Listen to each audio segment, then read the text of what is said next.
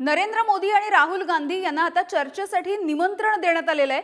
Supreme कोर्टाचे माजी न्यायाधीश मदन बी लोकूर यांनी हे निमंत्रण दिलेले आहे आणि सध्याच्या मुद्द्यांवरती चर्चा करण्यासाठी राहुल गांधी आणि नरेंद्र मोदी यांना निमंत्रण देण्यात आलेले आहे। पुन्हा एकदा शिवाजी आपल्या सोबत जोडले गेले आहेत। शिवाजी, कोणकोणते मुद्दे असतील, कधी होणार आहे ही चर्चा, काय नेमकं उद्दिष्ट आहे? जर पाहिलं तर भारतामध्ये असं समोरासमोर जे पंतप्रधान पदाचे कॅन्डिडेट असं काही नसतं की आपल्याकडे संसदीय लोकशाही आहे आणि सर्व खासदार जे ज्या पक्षाचे सर्वाधिक खासदार येतात त्या पक्षाचे खासदार मिळून देशाचा पंतप्रधान ठरवत असतात। बरोबर। त्यामुळे मात्र दोन्ही पक्षाच्या प्रमुख नेते, दोन मोठे पक्ष आहेत, त्या पक्षाच्या नेत्यांना या ठिकाणी आमंत्रित केलेलं आहे।